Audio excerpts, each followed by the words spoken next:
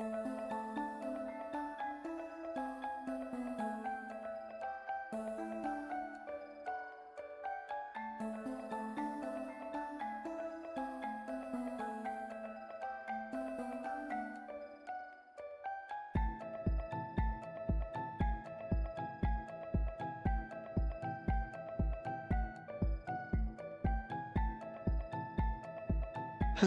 and welcome. Here we are today, which is of course Solo Sunday, in which we run the tabletop RPG Galactic Requiem.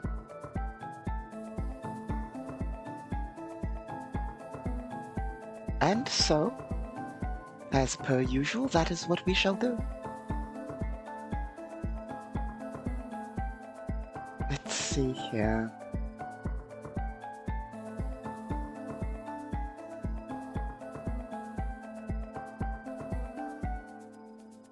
Here we are. Oh. Let's see. So, last time, our adventurer, suppose we should go to the map we were on last time real fast. That one, there we go. Our team had entered the city and, well, things went a bit south. We rolled action repeatedly. Well, I believe we rolled it once. And thus things are getting rather interesting. We have a team of 4 mercenaries, one of those being our character, Juliana Aldis, as we make our way into the territories. Basically, the mercenaries are making their way in to capture a target from a ship that has crashed, trying to retrieve the target and the data and get out of there rapidly. Unfortunately, local gangs have taken interest in the situation, and half of the team at least, well, more than half given that it's 3 of the 4 mercenaries, have been tied up in their car engaging some forces. Juliana Aldis, using her hover bike, has made her way over and in and towards the target. However, local police forces have arrived with in their 2 helicopters and are deploying to deal with the situation as an attempt to also retrieve the target. Juliana Aldis has had her vehicle hit. Specifically, her bike has been damaged. Let's see whether we have the data on that. Here we are. We're looking for near this section, but up slightly. I should separate the notes files to different things, but that would unfortunately mean more files to balance. So it's all on one sheet, unfortunately. So let's see here. Here's what we're looking for. It's relatively visible, but let's zoom in slightly. Make it a bit more legible. Here we are. As I was saying here, her bike was hit by the snipers the police forces who've deployed on the roof of this building from the helicopter and the roof of the car park from this helicopter.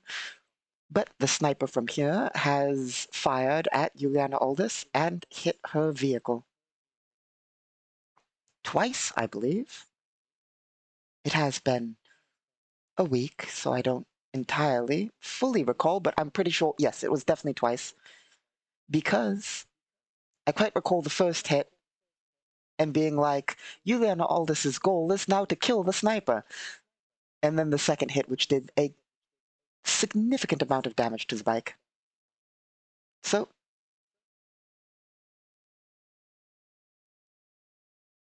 yes. Juliana Aldis has departed the bike because technically her heavy combat armor has more damage reduction than the bike. and I believe more stopping power, assuming she succeeds her armor save checks. So we stopped, as I recall, at a new turn, making it odd forces go, I believe.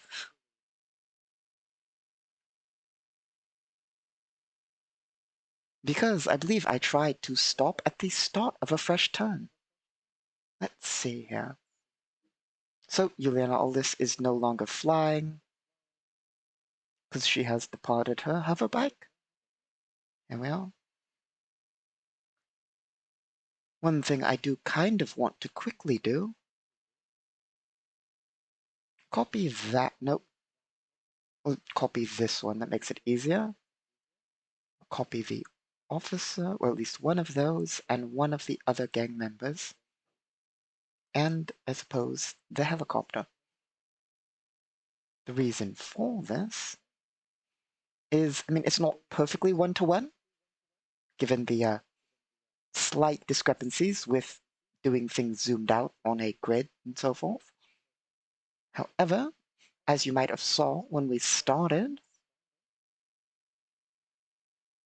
let me get rid of that grid. There we go. We have a one-to-one, well, one square being 5 feet, version of this map. Here we are. Change the size of the vehicle. That's a bit small still. We'll have to edit that.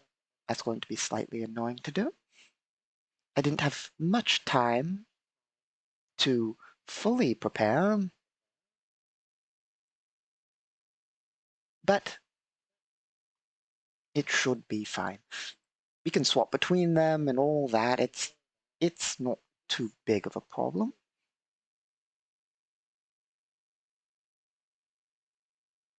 That needs to be rescaled, but we know that there's a squad up here, a squad up there.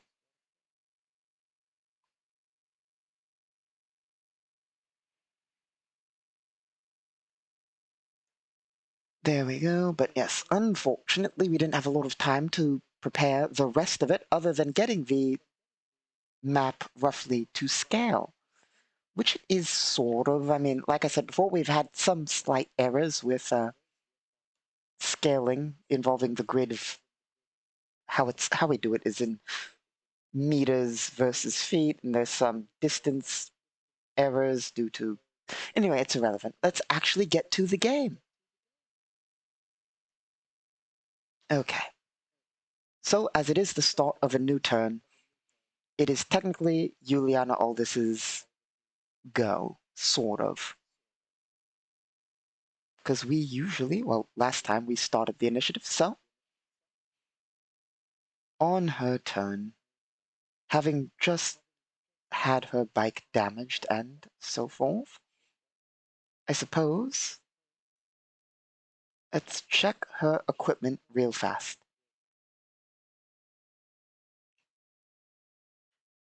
We must remember also, Juliana Aldis is prepared with a variety of additional methods in getting things done, which I sometimes completely forget. As we have, well, statted Juliana Aldis to be able to theoretically show off a wide variety of character options, such as hacking and casting. So we usually, well, I usually forget that she has hacking and casting because usually, well, casters are rare. The hacking system for Galactic Requiem is, I wouldn't, it's new-ish. So is technically our update to the casting system. I keep getting off topic once more with all my rambling. Today we're supposed to be actually playing the game, not talking about how it all works. Point is, I forget on occasion that she has hacking and casting. So let's see what options are available.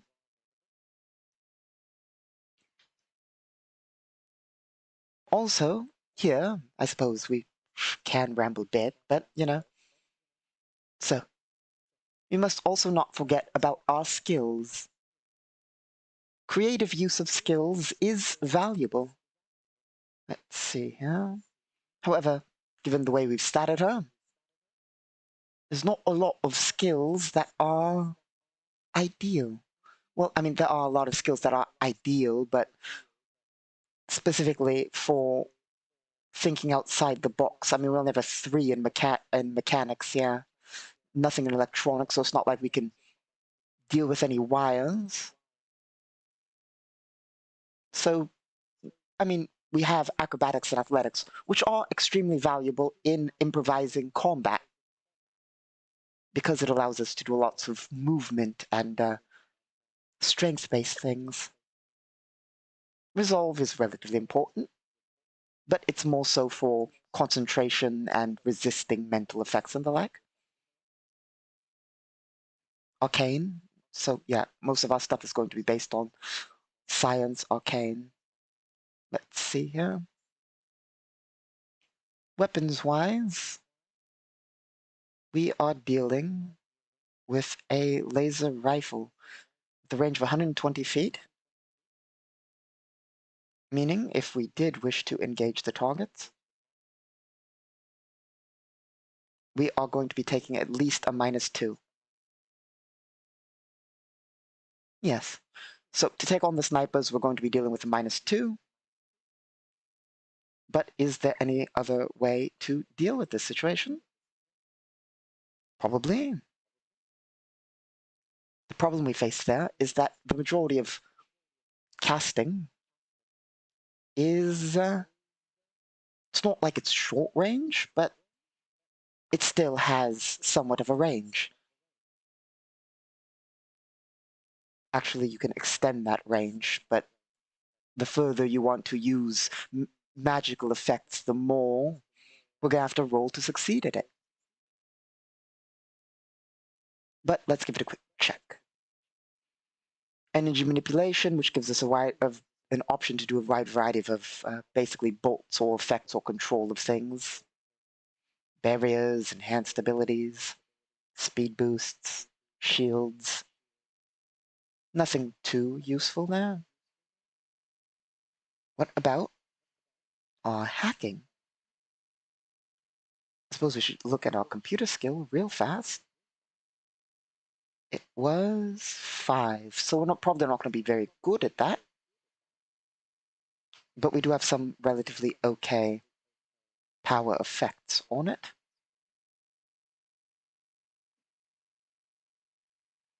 Let's see here.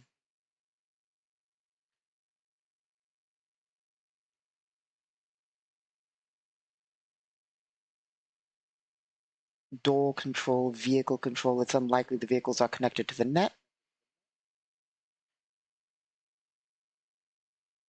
So it looks like it is going to be a standard attack then. Now I say that there's likely a variety of options available to us. For instance, we could probably hack into a variety of objects or things to make our lives a lot easier here. If this is net connected, which it likely might be, we could take control of that. I believe our vehicles somewhat. If we turn it to net connected, we could move that around.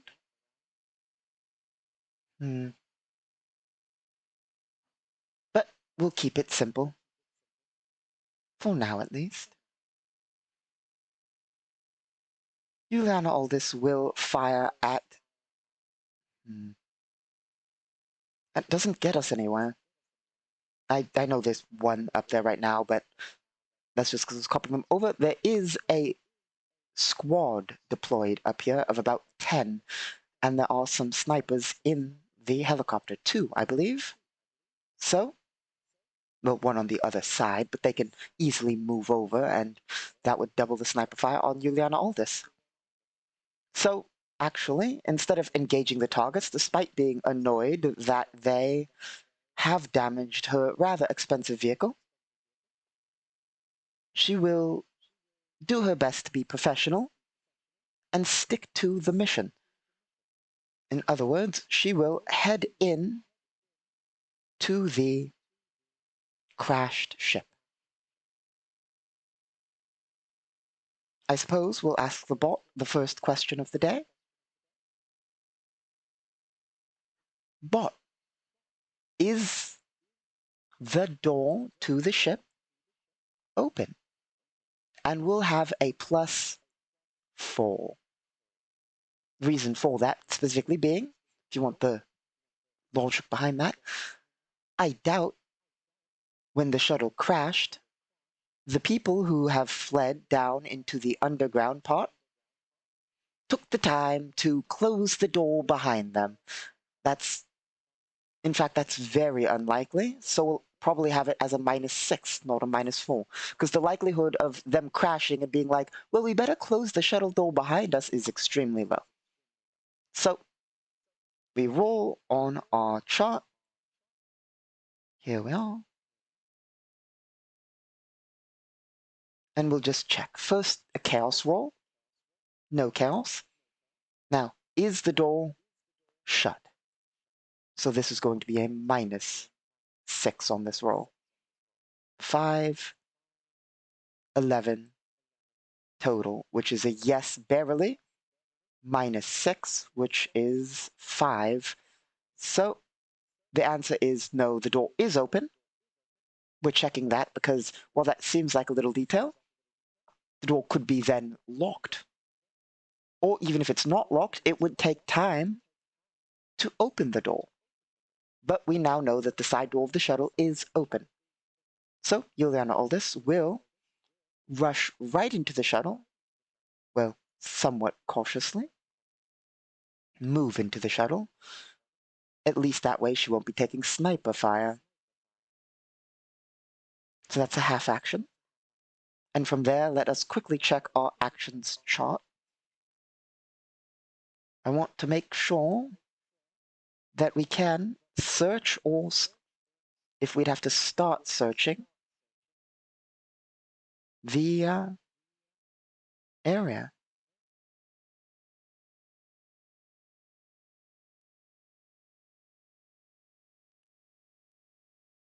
Okay, it would be a full action to search.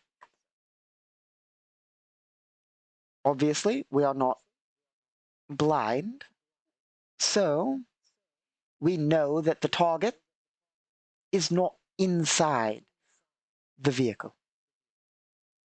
As is, they're not in the vehicle. So from there, let us see. Let us close this. So the screen's a bit more visible there. Let's see. I suppose I have a question for the bot. We're not going to roll chaos on this question, as it is not necessarily, I mean, it could be, but it's not super relevant to anything. While I load up the thing, one thing that I always balance, well, try and figure out, is the way this works, theoretically, is on a roll, one rolls chaos to see whether chaos occurs. But here, we like asking quite a few questions. I mean, it's not like so there's also a balance of how many questions you're supposed to ask the bot, but I mean, there's not like any rules to it, but it's complex. But basically, sometimes I'll ask quite a few questions, and I don't feel like using the chaos every time is the best thing to necessarily do. You know?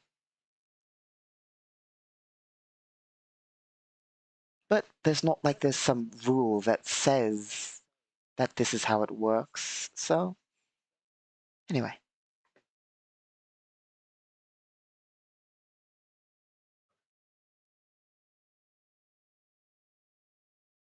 Okay. Sorry about that. This took a bit longer than normal because, well, I'm conflating two questions. I should ask them separately. Question one. Well, I suppose one of them's not really relevant, so we'll just roll. Is there anybody assumedly injured and we'll figure that out. That'll be the second question. Is there we know our target's not in here. Is there anybody in here? Like, was there anybody left behind? This is going to be a 50-50. 10 and 2 for 12. I suppose that answers our second question. Because a 12 is yes, but. So, yes, there is a person left behind, but they are dead. They likely died in the crash, or most likely in the crash. It's unlikely that they died in the ensuing gunfight, as that would take time to develop.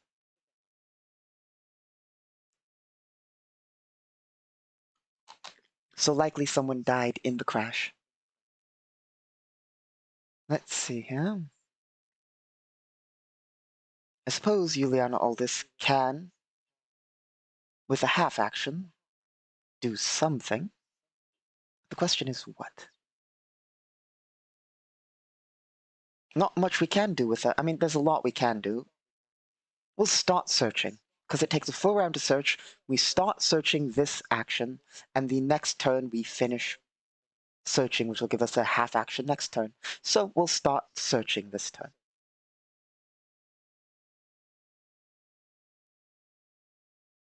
And technically, we're somewhat covered from the snipers, which will give us a bonus to cover, at least, if they even have an angle.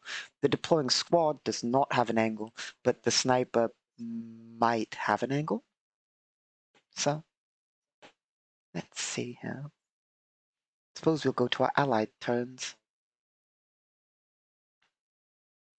There are people outside. How many survived? I believe 2 were down.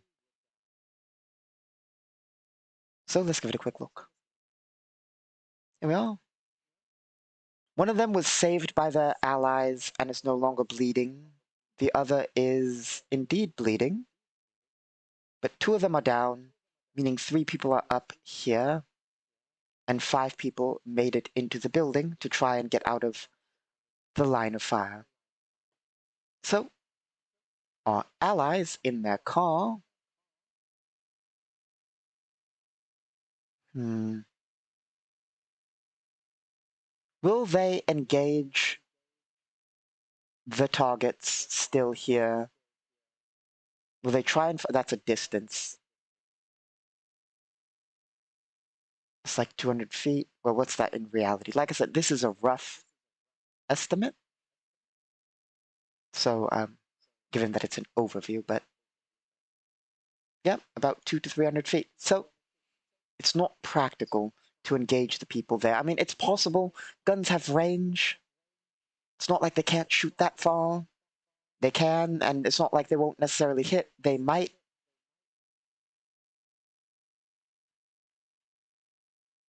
But given that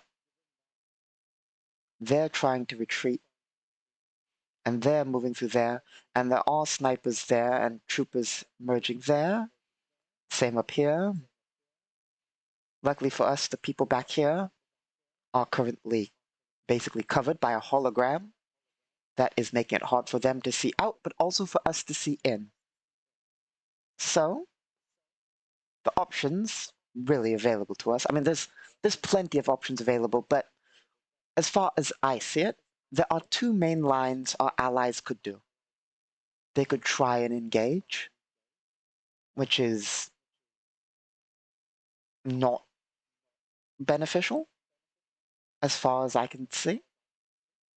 Like, what would we gain by fighting these few gangsters who are still here, now that the rest have fallen back to there? Very little. They're trying to return fire and also tend to their people. So, could engage them. Not sure what that would accomplish. Maybe tie them up a bit? Don't know. Could engage the forces up there. That's even greater distance.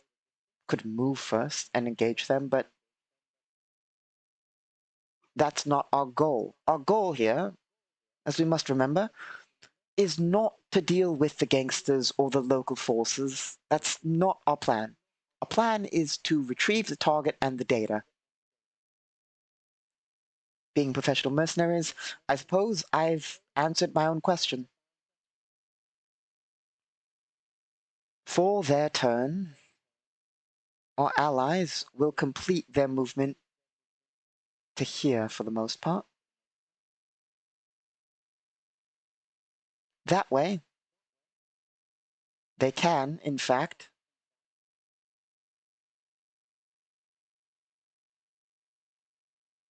depart. Well, the ones who did not drive can depart. And with their weapons, they will take an action that is far, far useful to us.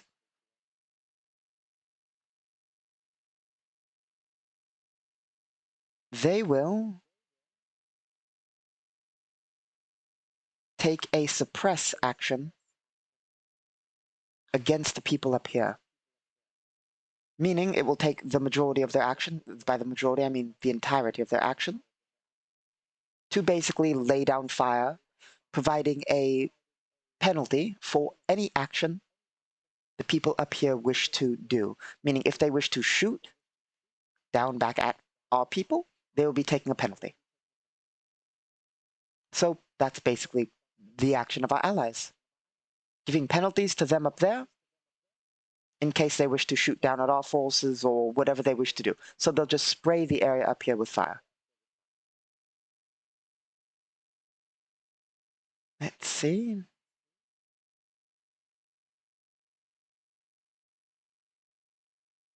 The people over here, we'll go over to our other map real fast. Here we are. So they move to here. The gangsters here. Well, let's see what these people are doing. Their goal was to get to here. So they'll continue their movement.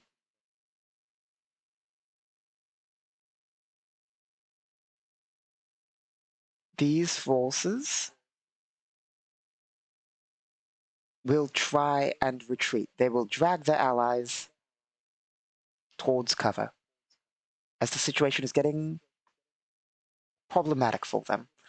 This is obviously, as stated, gang territory, and so likely the other rest of the gangs are mobilizing. I mean, these are, cyberpunk dystopian gangs with lots and lots of members and weapons and the like. So it's likely that reinforcements will arrive, hence our goal of being fast. And of course, the government wants to secure the forces, well, the crashed units. So likely that will also be increasing the difficulty of our situation. Let's see here.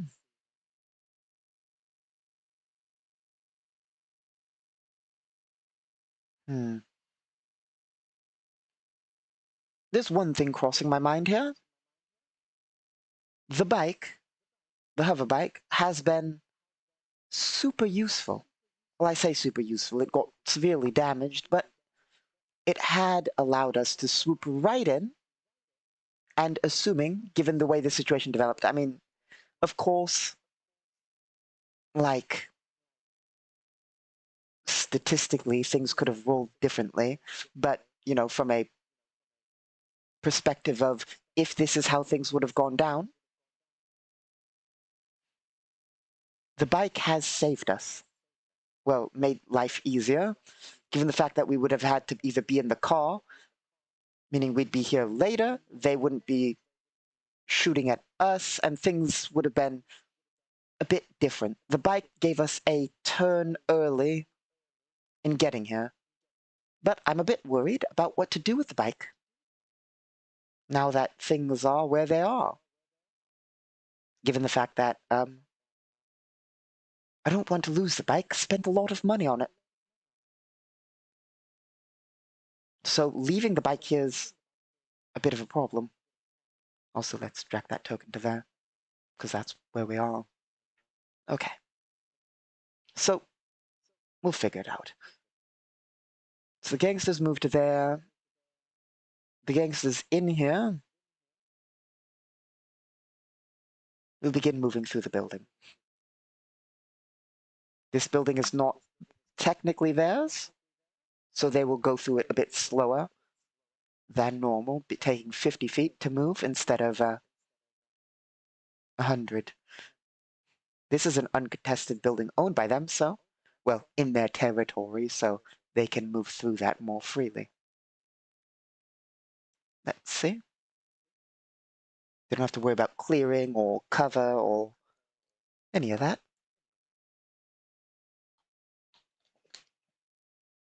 So, let's see. Let me roll a dice here. Well, let's roll the dice over on our thing. Because this is a real check. Here we are.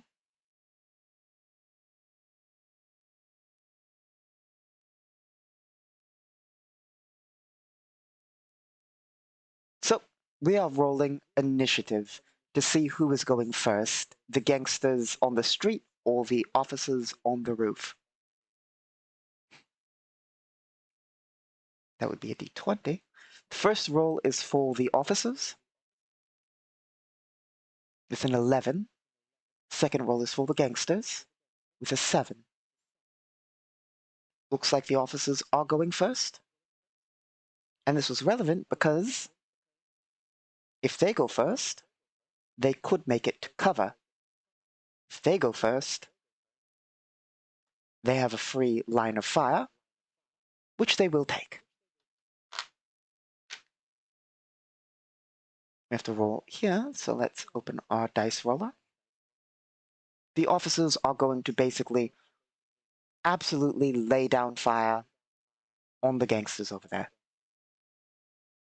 We are going to use mass combat rules for ease of calculation. Now, this is going to be a bit off topic, but the way mass combat rules work, as I've said before, I don't think I've explained exactly how they work, but I've said this before, everything scales basically 1-to-1. So, despite the fact we're using mass combat rules, of course there might be some statistical difference in the way things work, given that we would roll multiple times, but instead with this we're making an average. It still takes into account their exact skill, chance to hit, the enemy's defense. It takes all that into account, like, to their base stats. So it shouldn't be that much of a difference. With a 19, their forces hit the other forces. And they do. There is another difference. Well, like I said, statistically speaking, it theoretically is 100% equal, other than, not rolling as much.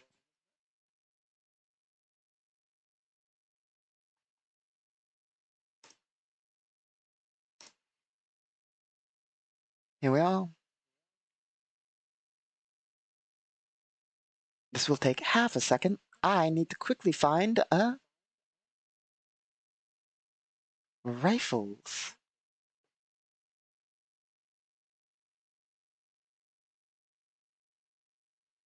Here we are. Mass combat weapons.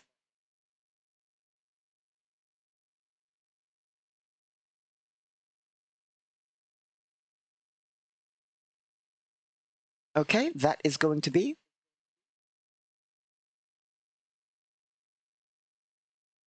2 hits.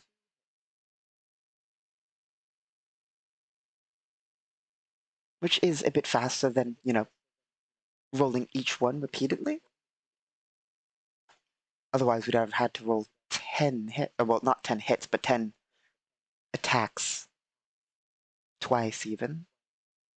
So they have 2 hits,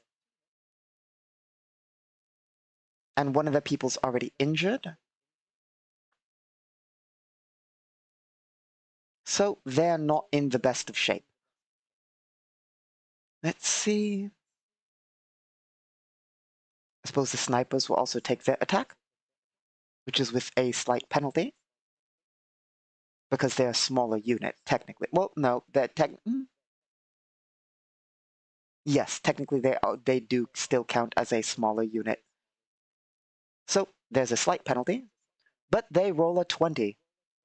So they hit, which is a potential crit, so let's see.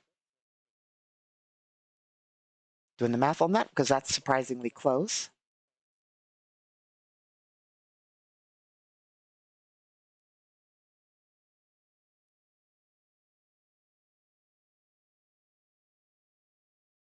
That is going to be...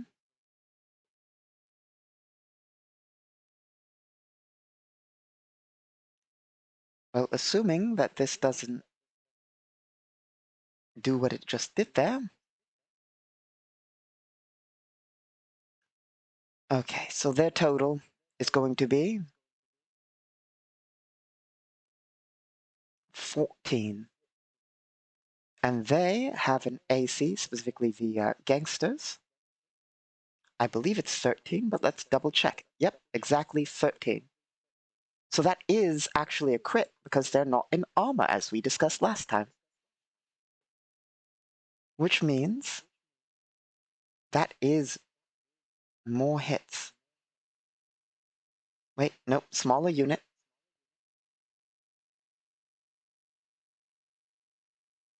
Which will have a bit of an effect on that.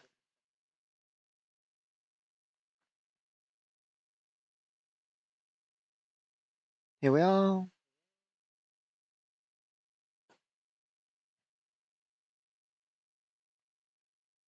Okay, there.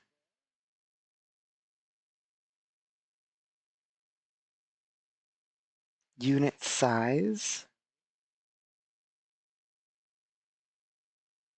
On this scale, let's see. So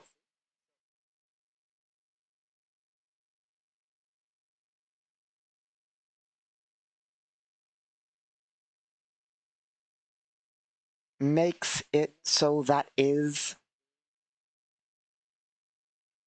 still technically a hit, barely. Technically, due to their unit scale, that's a -1, which is still 13. Well, it's exactly 13, went from 14 to 13, which means that that is still a hit.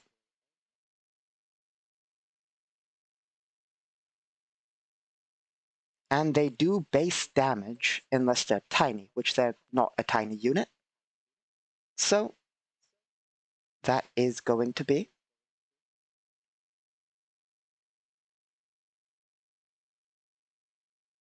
3 hits.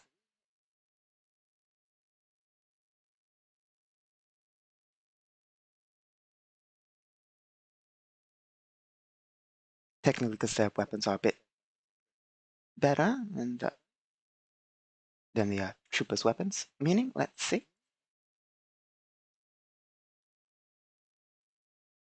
They've taken a total of 5 hits. And they have a total of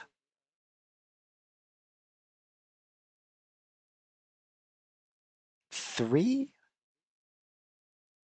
plus a modifier, of course.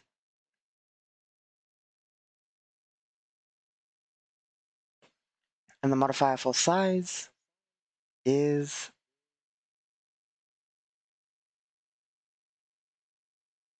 times 2. So they have a total of 6. And they've taken 5, I believe, if I did. Yep. So their units are severely damaged by the hail of sniper fire and assault rifle fire. Their unit is nearly decimated. They will likely try and take cover on their turn, which is what they will do. As it is technically now their turn. They will move into cover and decide probably not to come out and deal with anything, given that they have one hit left.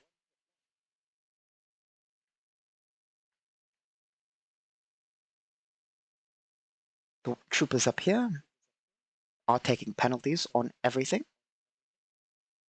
because they're being suppressed.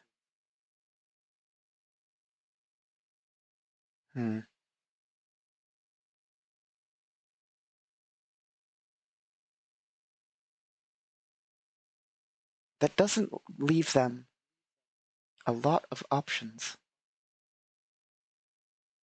I mean, it leaves them quite a few, but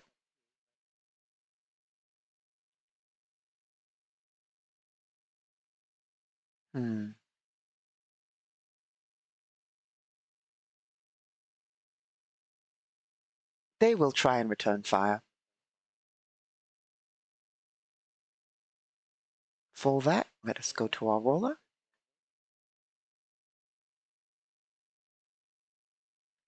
We are going to do the mass combat rules once more. 17. That is definitely a hit.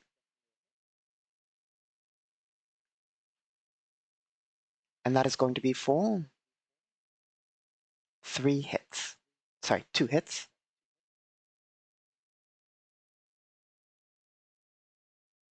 Their car's damaged. In fact, their car is disabled. As, wait, yep, nope. Even with a penalty from suppressing, they get one quick check real fast. This is for our allies. No luck getting any hits off with their suppressing fire.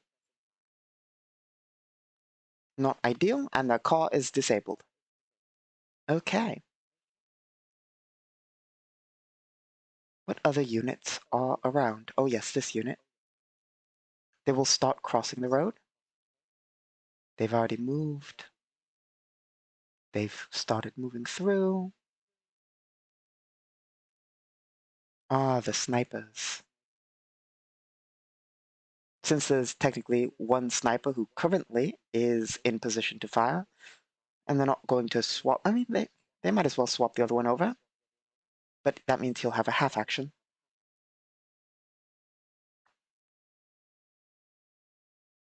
They will fire.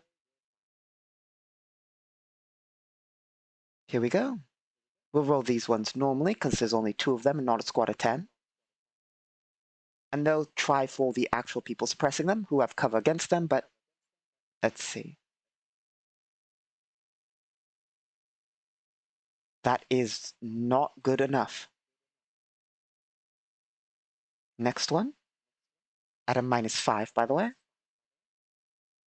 Not a hit. And the one who has swapped positions. That is a hit. It's not a crit or a threatened crit, so it's just a hit. Nope. 2d10s, please. There we are. For a total of 17 on one of our allies.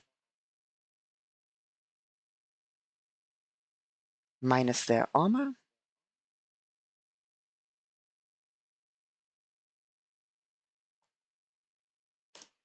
Not ideal, because one of them takes 12 damage total, after damage reduction, of course, meaning that they've taken an injury, which is very not ideal. Let us figure out what injury they've taken, because they are our ally. 1 second.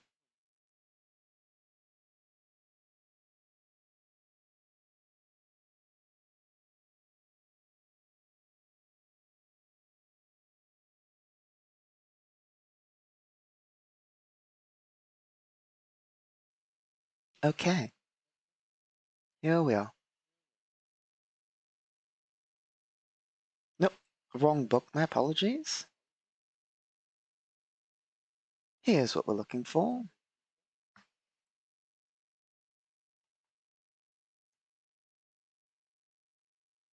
The title of the section for criticals and hits. Nope, I'm not sure why. Oh, I know why we're here.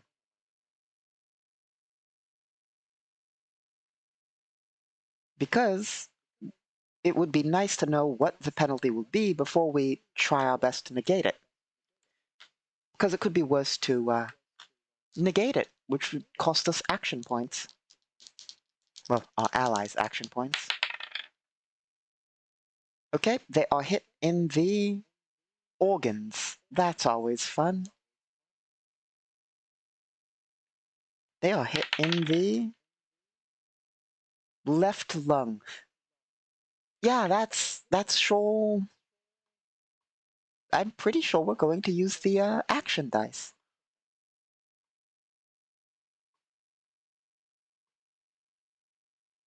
But let's make the last check to see exactly what that would mean for us.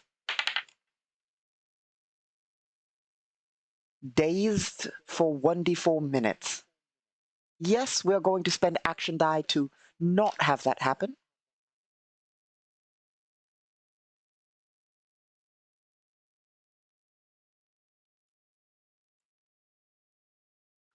So our ally will lose 2 action die and not be flailing around on the ground for a while, as those snipers prove deadly. Let's see here. I believe that brings us back around to the start of the turn. Juliana Aldous will finish her half action searching for information, which we will roll for, of course.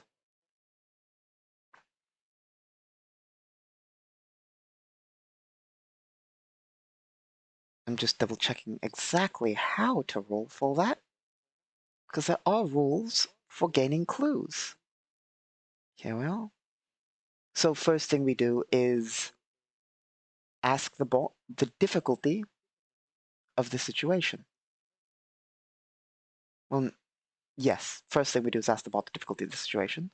3 is easy. Actually, 3 is not easy. 3 technically classifies as, not that it really matters, but 3 classify, oh, I mean, it kind of matters, but it's going to be affected by our next roll, technically. 3 means ease. Nope. Yes, easy. Literally easy. As I thought it was. 2 would have been very easy, and 1 would have been basically automatic. The difficulty of 1 is considered none. None difficulty and or nothing difficulty. So, easy difficulty. And now we roll to see our search result, which is 8, plus our search skill.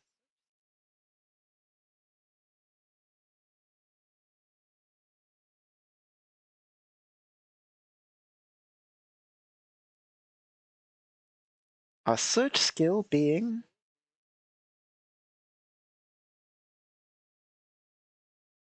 1, plus, don't forget the plus,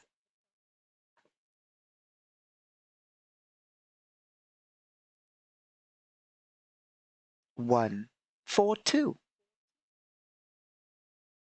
So our total is 10. Now let me quickly check one last thing. Skill difficulty, because that's real close. Easy's 5, average is 10. And we've barely gotten 10. Also, we have a data pad, which technically gives us a bonus, which we should probably consider in top of that, which is 2, plus an AI, which gives us a bonus of 2, which technically brings us to 14. That's the benefits of having a computer in your brain. Anyway, so that's more than enough technically to complete an easy task. So we do find a clue, if there are any. So let's ask the bot, are there any clues for us to use here? And we've succeeded by enough of a margin to have a benefit of +2 on this check.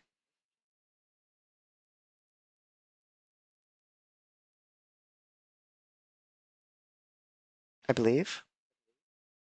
Okay, I'm not entirely sure about that. I forget whether it's a 2 or a 4.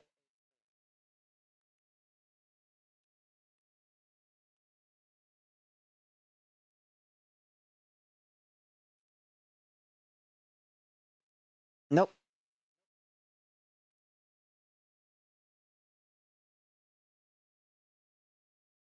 That would be just a 1. A skill check affecting a bot roll allows you to modify the roll by 1 on a success, 2 on a success by 10 plus. So we get 1 point on this. Do we find the clue? So that would be 2d10s. Well, the question is more so, is there a clue to find here?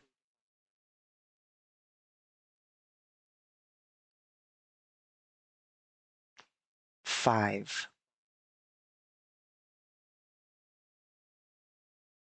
The answer is no. So, Juliana Aldous, digging through the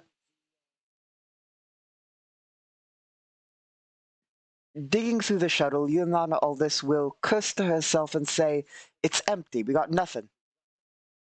Well, I mean, obviously we have a clue, which is the fact that they went into the underground, but nothing that might lead us to where down there. So yeah, she'll curse to herself and say, "Nothing. It's clean."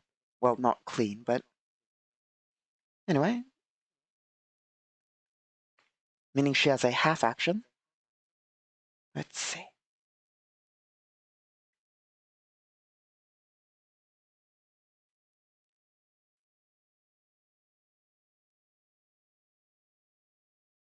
I have a question for the bot. Is the cargo platform up or down? So I suppose we'll ask that as, is the cargo platform up? That is our question. Let us see. Chaos? No. Now for the cargo platform, is it up? 16. Yes. The cargo platform is currently up. That is unfortunate. Believe it or not, we were hoping for a no there. If it was no, we could have descended, making this slightly more difficult.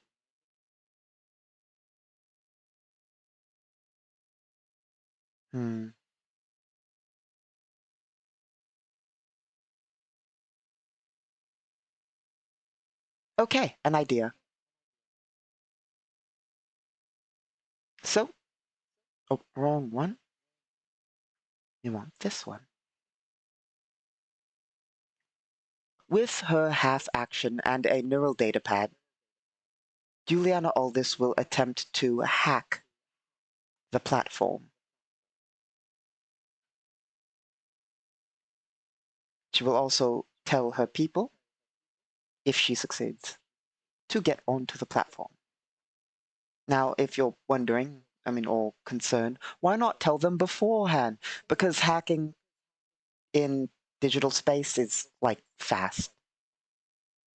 Exceptionally fast. That's not entirely true. It really depends on how long you take to do it. But it is fast enough that basically telling them that she's doing it and just doing it first is relatively irrelevant.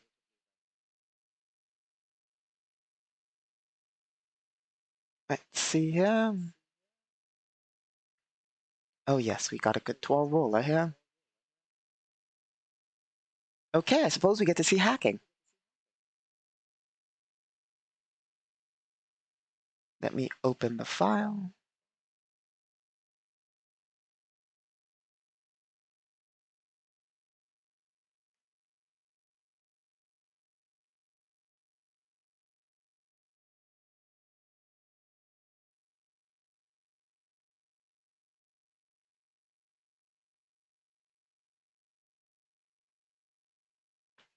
Here it is. So, Juliana Aldis has, oh, wrong zoom in button there, a base computer attack of 8. And she is trying to control an elevator. Meaning that is the Do L. Let's see. Let's make it visible. That seems like an idea.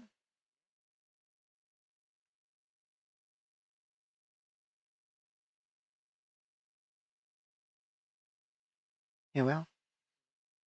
Oh, wrong button there. There we go. So, here we are.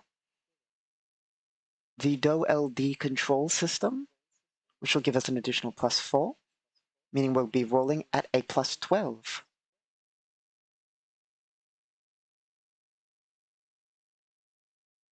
And it is stealth, not that that is important. It's really not this once. Often hacking and stealth are relevant to each other. You want to hack in undetected.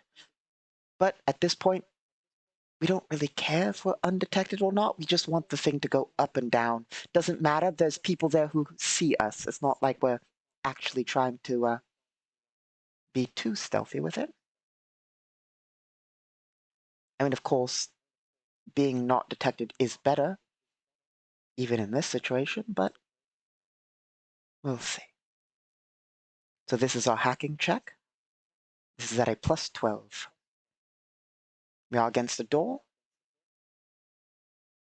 That's 10 plus 12 plus 4, which gives us a total of 26. That 4, by the way, once more, net connection and AI. 26 successfully breaks into a secure computer system. So that is a successful, basically making this elevator go. However, it does get a check to detect, which it does not succeed. And that's a tier 1.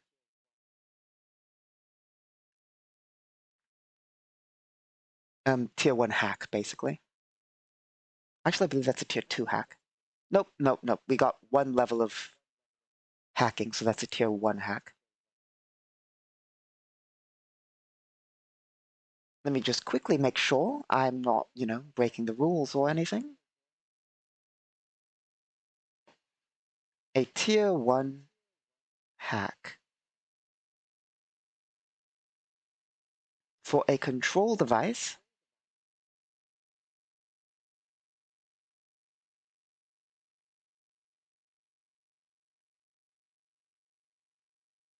allows us,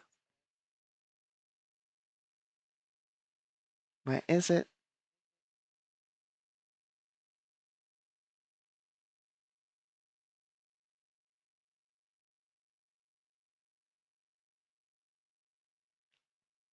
Programs, here we are.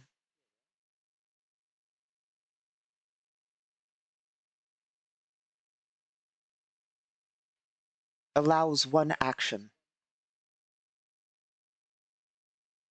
Well, that's fine. We only need 1 action with the door.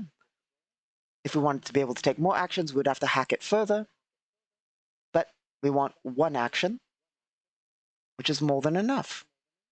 So we will order the door down. Well, lower the elevator. It's not really a door. So lower elevator.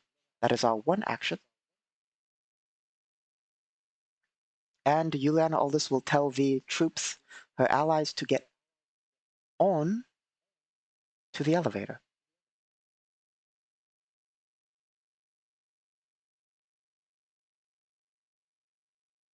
Let me do a quick check here. Yeah, that's not ideal.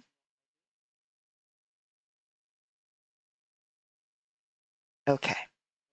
So her allies will get back into the car, and the driver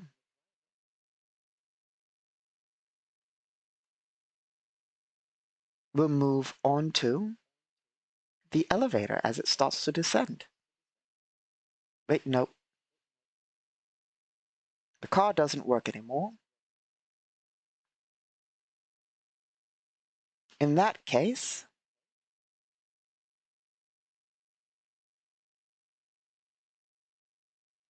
the car does not work.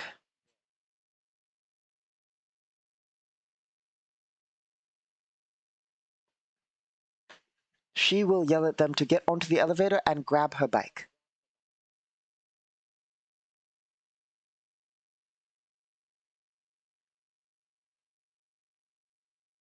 No, no, she won't tell them to grab her bike. She'll get her bike.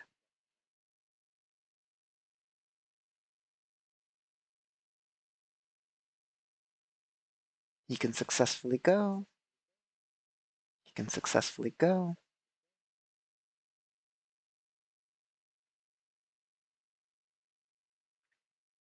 He cannot successfully get there unless he makes an acrobatics check.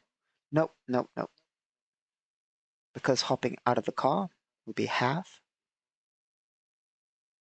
And then even with another half, not going to make it.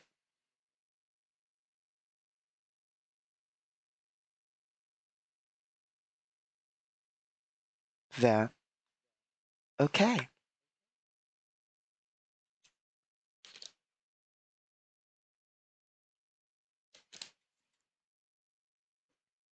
So, let's see.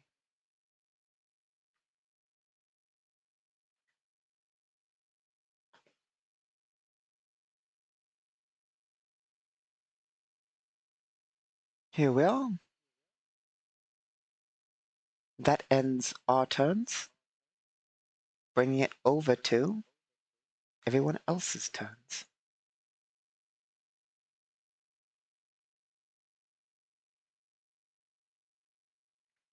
The gangsters will make their way inside. Let us go over to our overview map. Here we are. So most of them have made it in there. There's one still out here. They will have made it into there, getting their allies in there. They continue to move through the building. They've taken cover. They make it to there. The situation gets dicey.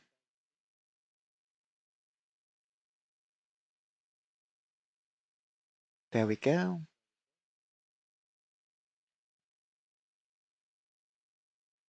I suppose it is the time of these forces. Given that they're just not going to get out of cover. Nope.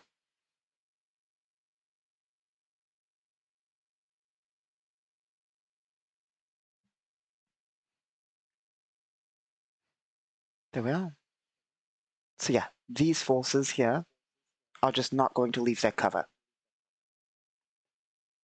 Not until their reinforcements arrive, who are on their way.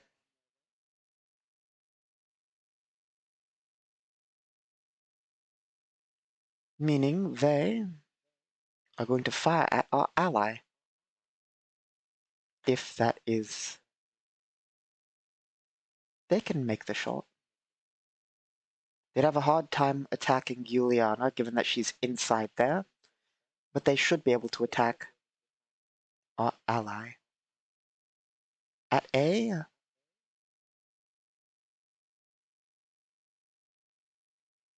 minus, what's that? 1, 2.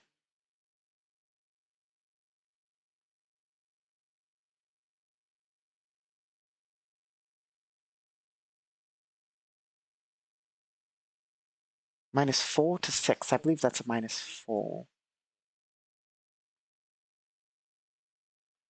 First range increment. Second range increment. Actually, that's a -6 if I'm doing my math right. Yep, so that's a -6 for both units to hit our ally.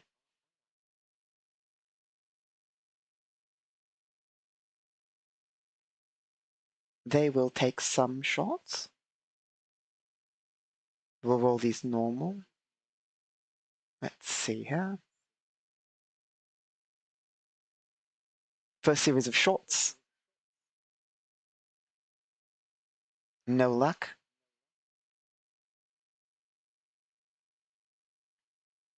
No luck. Nope. No. No. Okay. The snipers and the soldiers, well, troopers, they're technically officers, open fire down there at the people running towards the thing, and basically do not get anything successful.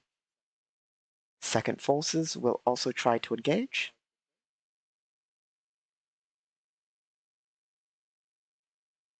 No. Maybe? No. No. Yes.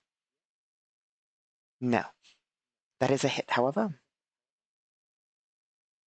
For 17 again. Different unit, luckily, but 17 damage on him.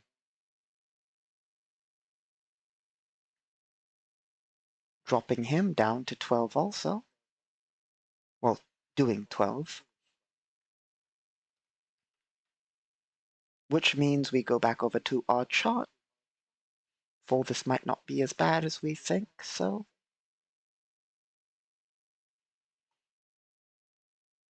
Might not want to use action die on it. Here we are. As the round rips out, it hits our ally in the organs. They're at least we gotta give it to those snipers. They are hitting center mass every time. Well, when they hit. Let's see.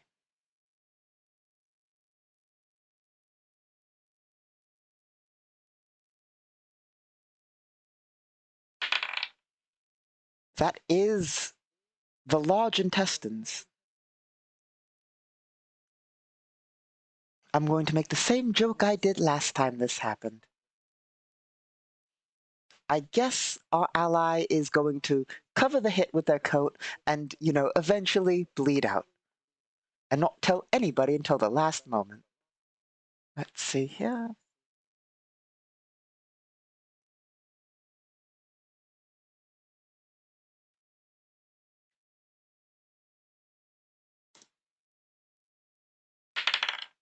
And that would be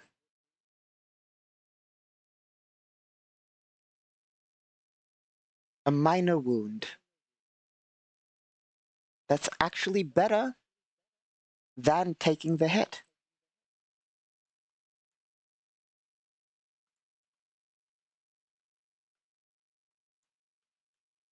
Because if we spend our action dice on that, technically, the wound would be treated as slightly larger, I believe.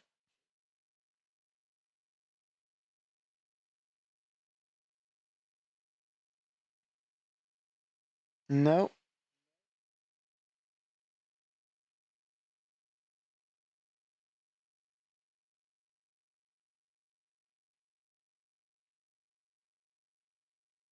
Yes, okay, good. So, it brings that back around to our turns.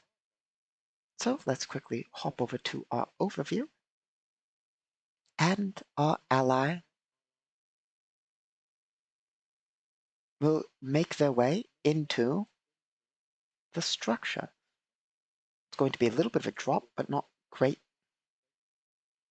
And that brings it to Juliana Aldis, who will, let's see, things are going to be annoying here, given the action amounts involved. Like, actually not good for us. It would take a half action to get on the bike. Our movement is 30-60, I believe. So, if we want to get onto the bike, it would be our full movement. Well, more than our full movement. So, here's what we're going to do. First things first, let's use the skills we have.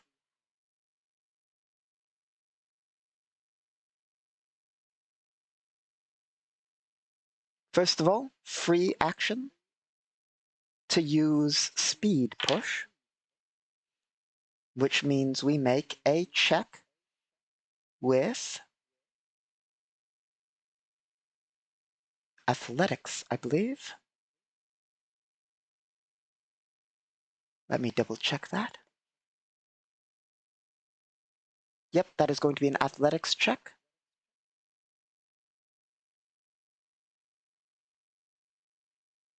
Let's go to our roller.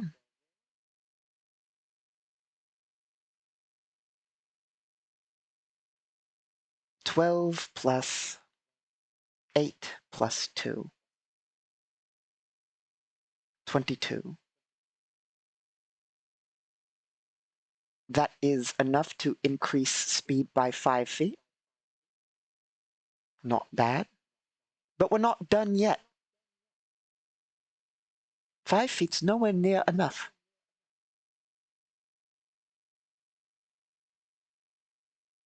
Well, technically it's a total of 10, but, you know, because 2 half actions. But still not anywhere near enough. So what we're going to do is we're going to go down to here. We're going to look at this little thing called Surge here, which is also an action that takes basically nothing. And we're going to roll an arcane check to try and surge. What is our arcane skill? Let's just double check that real fast. That is going to be an 8. Plus 1. Plus any other modifiers we might ideally have.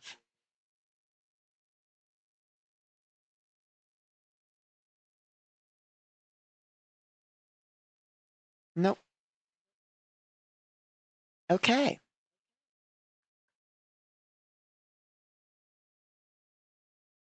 So, what we are going to do is roll that d20. 7 plus 8 plus 1 plus, let's just quickly go over something that I should have. For that, let's go to our player book.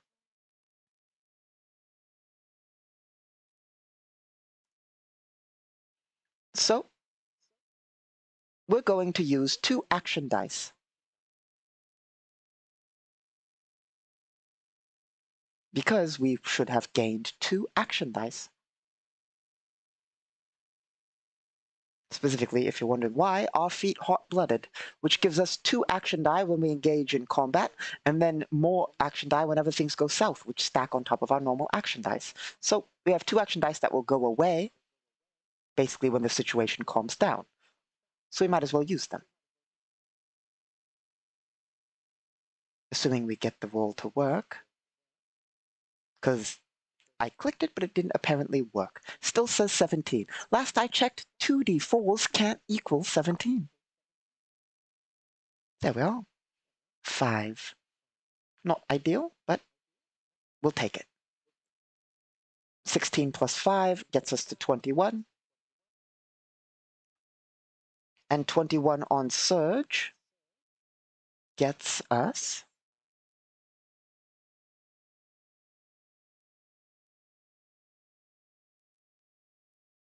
Nope. A little further down.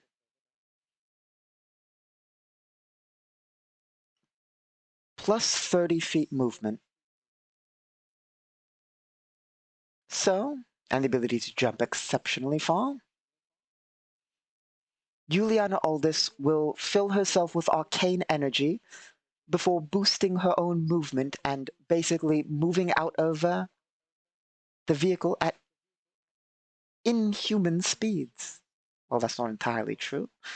Cybernetics are around, but I mean, those aren't, and you know, let's see. So let's see what a total should be before I start moving. The base of 30.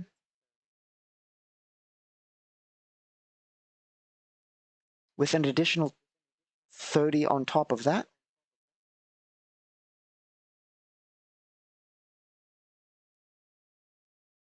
Plus an additional 5. So with the speed of 65.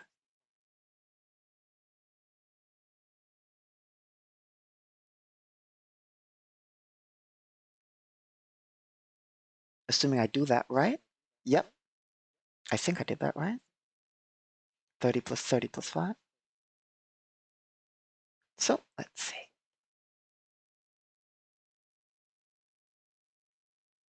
It's enough-ish. So here's what we'll do. That's enough to get there and get in.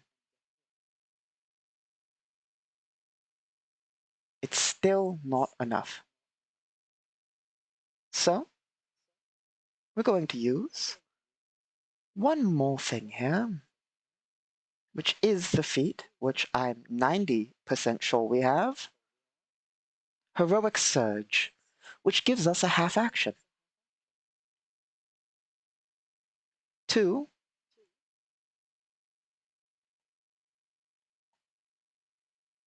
hover into the cover. We had to use basically all of our assets there. I mean, we're 1 Heroic Surge down. Let me note that here. I mean, it refreshes at the end of the day, same with our action die, but still. That situation caused us to use basically all of our abilities. We had to do a little bit of, I don't think we shot, but we did have to hack a little bit. We had to use our skills for our athletics. We had to use a bit of magic. Used a bit of, well, most of our stuff there. Use some resources. Also have to do some math real fast. One thing I completely forgot.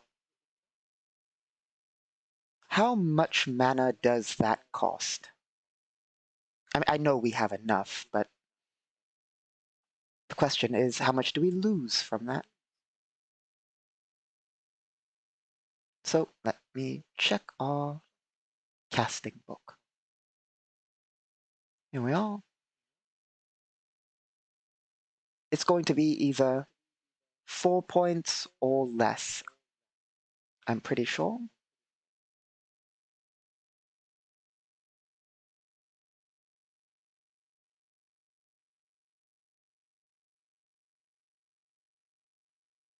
Assuming this thing ever loads. Here we are.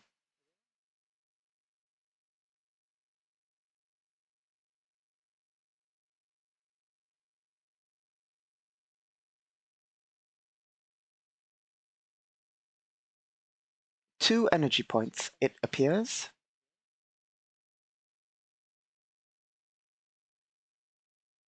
Okay.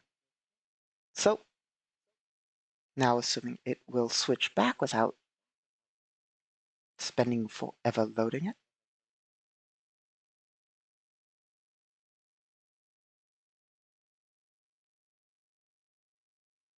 which it won't.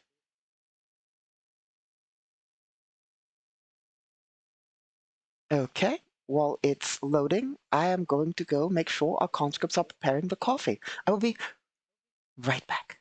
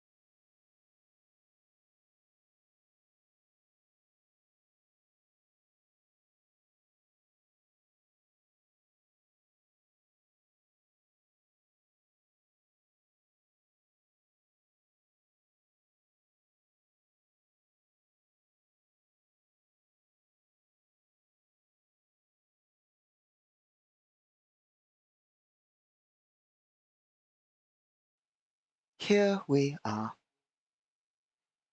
So, the conscripts are preparing the coffee. All is good.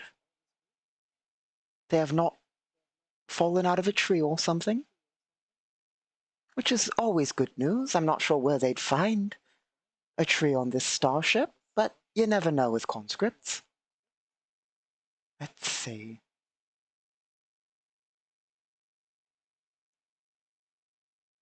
So, our team has made it into the structure. As it lowers down into the Undercity. Well, the train station and the underground area of the city, so you know. Let's see here. I suppose we'll call it there. I mean, we'll ramble here for a while about a few other things, but we'll award experience and call the session there so we can make a map and try and get more detailed in the next one. Let's see.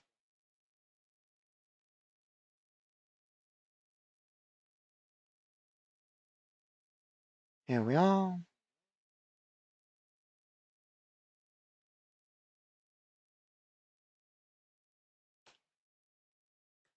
Brings us up to 49. There we go. So, let's see.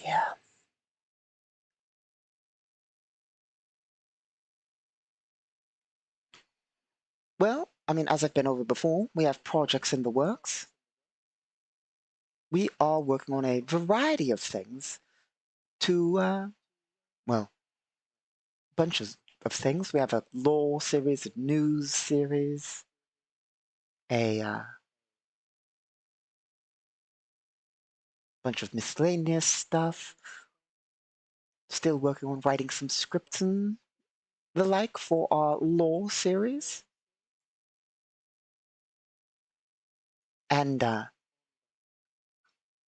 see, the easy thing is our lore series is going to basically, I mean, it's not necessarily, we're basically, well, I'm rambling. Let's see here.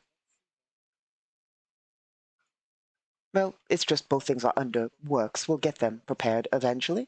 We also should, well, get back into running this longer than just an hour and a half each time. But I've been exceptionally busy recently, which has left very little time to work on maps and other such things. Theoretically, we could also map as we go, which isn't necessarily a problem, and it would indeed have us run longer. I suppose there are several questions. For instance, would you prefer if we had the maps 100% fancy and good, everything, and pre-prepared, or if we made maps as we go, which will slow things down a little bit? Also, I'm not sure. I mean, there are many options available to us here. Like, for instance, we could take it exceptionally slowly, cover things. We could go into far more detail about the rounds. We could get far more descriptive. It really depends on what you all want, really. For instance, we could just have the enemies shoot, but if you want, we could go into the enemy braces their gun. Well, no, because that's an action. Bracing's an action. But, you know, the enemy forces on the roof let out shots from their rifles hitting the area. One of our allies is shot in the, well, you know, I have to find out where they're shot, but, while we're doing it, I can read out where they're shot, and I can go full descriptive if that's what you all want or prefer. Or take turns and then describe the actions that occurred in that turn. Really, it's all up to you. I just trying to find a good balance of it. It's a bit different than with players, of course. With players, you describe the scene for them, but the bot's running, so it's just slightly different. I suppose I'll do more details next time and describe the things more. Like I said, it's just slightly strange, because normally, when testing stuff, which is what I usually use the solo bot for personal testing of rules upgrades or testing scenarios that might happen, testing. So usually when testing, like there's no need to necessarily go into detail, so it's what I'm used to, but we could go into exceptional detail about it like we did in some of our, well, I was going to say like we've done in some of our earlier ones, but those we haven't uploaded because we recorded them elsewhere and they're not currently archived. Eventually we might upload those, but point is we could go into a lot more detail about the situations. It really depends on what pace you all prefer for this.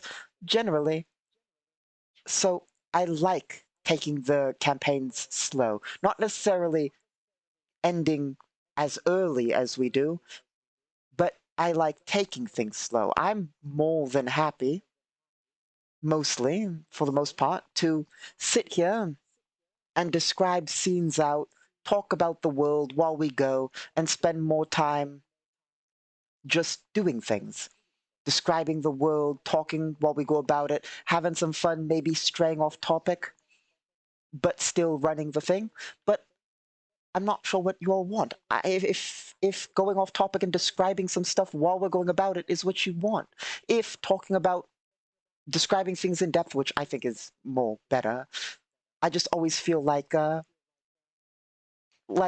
I'm taking too long when I have to look things up. I feel like it's boring to you all when I have to look up rules and so forth, which is, relatively important to getting things right. I mean, it's not like it's relatively important. So because I feel like I'm wasting time looking things up, I then start rushing and trying to get things going, which I believe, which makes me describe less, but So I should just, calm down and describe more and not worry too much about that. See, I don't, I don't want to have things be too boring by me going over the things. And then if I'm going to describe things, I'm like, do I need to? Because I've already wasted time looking through the book to find this thing. But it really depends on what you all want. If you're all okay with that, I mean, I'll describe things and take our time and we can build maps while doing all this and take things slowly. I might do a mix of both to see what people prefer, not worry too much about it, just see what I prefer and stop worrying too much about that because that would, well, I know what I prefer. It's going over things slowly and being descriptive in all this stuff. That way, I mean, that's just what I prefer, and I believe that it would be fun with all the descriptions and so forth, even if it does take a bit longer to get things done. Because the action will be far more actiony, far more descriptive. Under a hail of fire that was hitting her vehicle, Juliana Aldis hops out, considers opening fire on the enemies. They continue firing on a location as she makes her way into the shuttle. Her allies fire on the gangsters and peel over. The cops on the roof begin opening fire on their car, disabling it as they hop out, letting out bursts of fire, suppressing the enemy forces and so forth. We can get more descriptive than that even, but like, it really depends. But I think I'm going to try and stop rushing and actually go over descriptions and so forth. But the question is, should I describe it as it happens or afterwards? There are upsides and downsides to both. Upsides are I don't forget if I describe it for during. Upsides are I don't forget what happens. You get the information of what's going on at the moment, and it's there for you. But afterwards, if we describe it afterwards, I can be more cinematic with the description as I can give a full overview of what has occurred. And when I say before and after, I mean the series of actions, like every turn, basically. Give a recap of that turn in flair and so forth, as I would usually when I'm writing stories and so forth. Give it a flair of the scene, This is the turn, and, or which you don't have it all, you have it spread out if we describe it while it's happening per action. And there's just many ways to go about this. It really is a mix of what is best for what you all prefer and what it's mostly just what you all prefer. I mean, like I said before, I know what I prefer, which is being descriptive, being slow about it, being descriptive, sometimes going off topic, and basically describing it at the end of each scene. Because when I'm testing, that's usually how I'll do it. So, well, yeah. Well, when I'm testing, I usually don't necessarily do it, but when I need to write out things for the what's going on in the whole thing, I will usually have it after the actions. So I suppose, we'll try a few different things and see which you all prefer, see what works, and yes.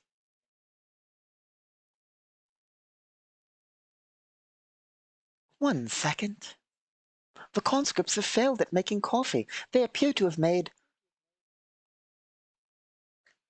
well, an espresso shot's worth of coffee. It's not an espresso shot, it's a normal coffee, but apparently they don't know how this all works. I will be right back. My apologies.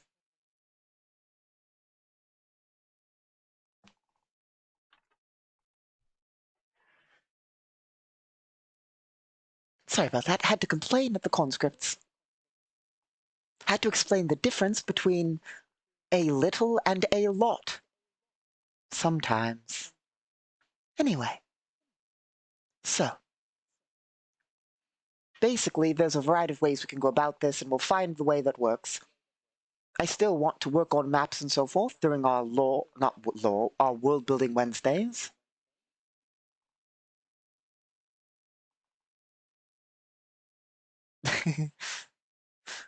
Our conscripts were pressing buttons on the machine there, and that was sure a series of sounds. Anyway, I'll just hope that they don't break anything. So, where were we? Yes, basically, on our World Building Wednesdays, we'll try and ramble less and work on maps more. And, well, describing things. Like last time we described designing, or what's it called? We described designing detailed descriptions and the like for different things.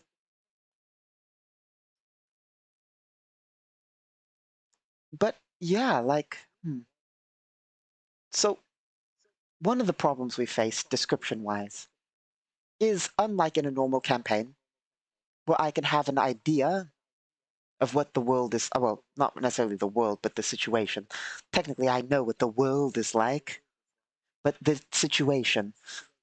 Will our players see this? If they look at this, here's a description of the thing. I can't really prepare that because it's bot run here. The series of charts and interpretations make the things. Meaning, I mean, I can improvise on the fly, but with the interpretations. But you know, it's a, it's different than running normally, which has its own upsides and downsides. You know. Anyway, I'm sure eventually we'll get into a swing of things and do things in a way that we will do things ideally. But you know,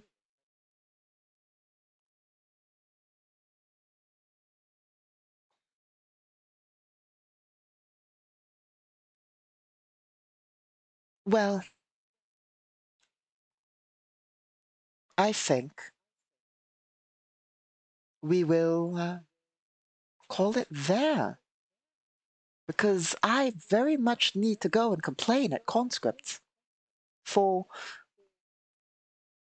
failure to handle a task that has been handled repeatedly.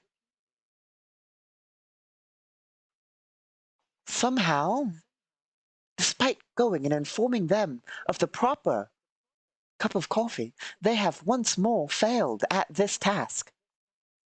Anyway, besides, there's not much more to say. So, next time is going to be World Building Wednesday, in which we'll cover topics and hopefully work on maps and so forth. We'll cover topics and work on maps, ideally. And we'll try and go for longer than usual. About the time we used to go for, which is far longer than we go for nowadays, but you know, we'll try and do that. And then on Miscellaneous Friday, we'll either ramble, work on more maps, maybe, maybe finally this Miscellaneous Friday we'll play a video game. Who knows? We'll figure out. That's why it's miscellaneous, because we never know what we're going to do on Miscellaneous Friday until the last minute. Actually, we actually sometimes plan, you know, the game we're going to play because it takes setup. But not sure yet. That's a ways away. So we'll figure out what we're doing on Friday. And we'll continue to work on the series that have, well, that we're working on. But those are not expected to come out for a while because, of course, our law series is which is what I believe we're going to start with. We're going to start with law and then news after law. Even though theoretically the news is easier to do. But I think it's more important that we get the law series prepared. Because the law series is basically, how do I put this? I think the law series is more important because it will cover the law and start giving explanations for things you all might not understand. While the news series is good fun, it's more, you know, it is world building. It is describing galactic news and so forth, but it's slightly less, well, it's it has its merits. We'll get to that. But those require scripting and work and preparations and basically a lot of actual preparation to make. So those will be a while before we actually see those materialize and so forth. But we have our conscripts hard at work on all that, which shouldn't fill you with, what's the word I'm looking for? Not joy. High hopes? Yes, that shouldn't necessarily fill you with high hopes, as apparently our conscripts don't understand how to make a simple cup of coffee. But, hopefully they can get things to an acceptable degree, which is why it will take a while to get done. Because apparently, if we can't trust them to make a cup of coffee, how can we trust them to get everything else working?